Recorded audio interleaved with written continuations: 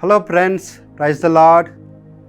మీకందరికీ కూడా ప్రభువైన అయిన యేసుక్రీస్తు నామములో మా శుభములు తెలియజేస్తూ ఉన్నాం. అందరూ క్షేమంగా ఉన్నారు కదూ? మీ యొక్క క్షేమము కొరకు, ఆరోగ్యము కొరకు మేము అనుదినము ప్రార్థన చేస్తూ ఉన్నాం.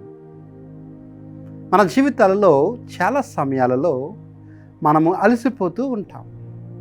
చాలా విషయాల కొరకు కనిపెట్టి ఆశించి అవి పొందలేని స్థితిలో మనము అలసటకు గురవుతూ ఉంటాం. చాలా సందర్భాలలో మనం కోరుకున్నవి మనకి లభించక కృంగిపోతాము కూడా. నిరాశలోనికి దిగిపోయి ఇక ఎన్నడూ మనం అనుకున్నది జరగదు, ఇక మనము ఈ సమస్యలో నుండి బయటికి రాము, ఈ వేదన మనల్ని విడిచిపెట్టదు, ఈ అనారోగ్యము మనకు నయము కాదు అని ఇట్లాంటి నిరాశ చేత మనము అలసిపోతూ ఉంటాం. మీరు కూడా ఇట్లాంటి స్థితిలో ఉండవచ్చు. బహుశా అనారోగ్యం వల్ల కానీ, మీ యొక్క ఆర్థిక ఇబ్బందుల వల్ల కానీ, రకరకాల సమస్యల వల్ల మనము అలసిపోతూ ఉంటాం. శారీరక అలసట కంటే ఈ అలసట మనలను అంతగా కృంగదీస్తూ ఉంటుంది. ఈ కృంగతలకు దేవుని యొక్క సమాధానం ఏంటి? దేవుడు మనతో ఏమైనా మాట్లాడుతున్నాడా అంటే అవును. ఈ సమయంలో దేవుడు మనతో ఒక చక్కని మాట మాట్లాడుతూ ఉన్నాడు. నాతో పాటు పరిశుద్ధ గ్రంథాలు ఒక్కసారి తెరుద్దాం. ఇర్మీయా గ్రంథము 31వ అధ్యాయము 24వ వచనము. ఇర్మీయా గ్రంథము 31వ అధ్యాయము 24వ వచనము.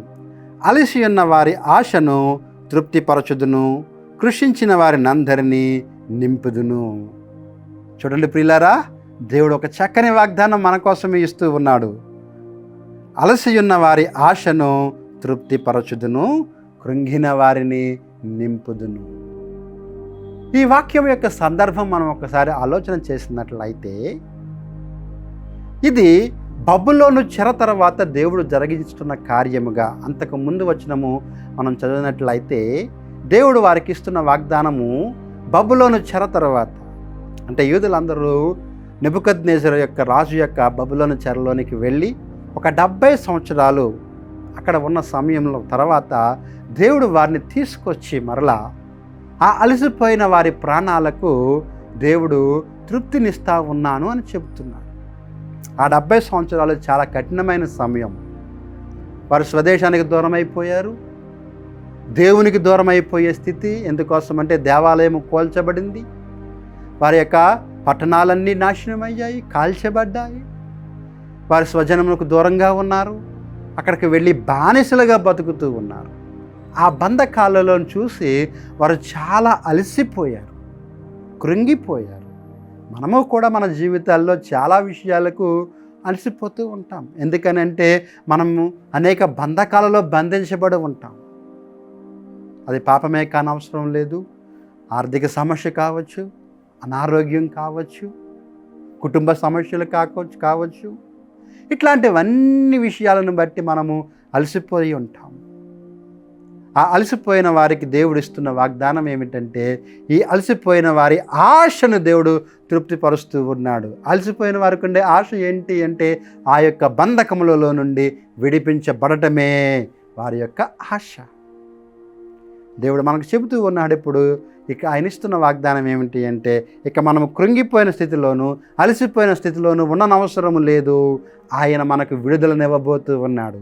మన ఆశను తీర్చి ఆయన మనలను తృప్తిపరచబోతూ ఉన్నాడు. ఎంత చక్కని మాట! మనకి ఆయన ఏం చేస్తూ ఉన్నాడంటే తృప్తిని కలగజేస్తున్నాడు. సాటిస్ఫాక్షన్ అని ఆంగ్లంలో మనం చూస్తాం. కాబట్టి ప్రియులారా, మీ స్థితిగతులను బట్టి నిరాశ చెందవద్దు. దేవుడు మీ పక్షంగా కార్యము చేయబోతూ ఉన్నాడు. అట్టి కార్యము దేవుడు మీ జీవితాలలో ఈ సమయంలో జరిగించునుగాక. ఒకవేళ మీకు నమ్మిక కలిగినట్లయితే నాతో పాటు ప్రార్థించండి. దేవుడు కార్యము జరిగించును. ప్రేమగల ప్రభువా, ఈ ప్రియులందరినీ మీ చేతులకు అప్పగిస్తున్నాను. అనేక విషయాలలో వారి జీవితాలలో కృంగిపోయి ఉండవచ్చు, అలసిపోయి ఇక ఈ కార్యము ఎన్నడూ జరగదు అని తృప్తి లేని స్థితిలో వారు ఉండవచ్చు. అయితే ప్రభువా, ఆ అలసిన స్థితిలోని, కృంగిన స్థితిలోని ఉన్న మా ప్రియులను మీ చేతులకు అప్పగిస్తూ ఉండగా దయచేసి ఒక్కసారి వారిని దర్శించండి, వారిని తృప్తిపరచండి ప్రభువా. వారి ఆత్మను తృప్తిపరచండి. గొప్ప మేలు వారి పక్షంగా జరిగించండి. అది అనారోగ్యమైనా ప్రభువా, అది ఆర్థిక సమస్య అయినా, కుటుంబ సమస్య అయినా, నిరుద్యోగమైనా, ఎట్లాంటి అలసిపోయిన స్థితిలో వారు ఉన్నప్పటికీ కూడా వారికి మీరిచ్చి స్వాంతన వారు పొందుకొని గొప్ప మేలు పొందుకుందరుగాకని ప్రార్థిస్తూ యేసు నామములో అడుగుతున్నాము తండ్రి. Amen. God bless you friends. దేవుడు మన అలసిపోయిన మనలను ఆయన తృప్తిపరచునుగాక. ఆమేన్.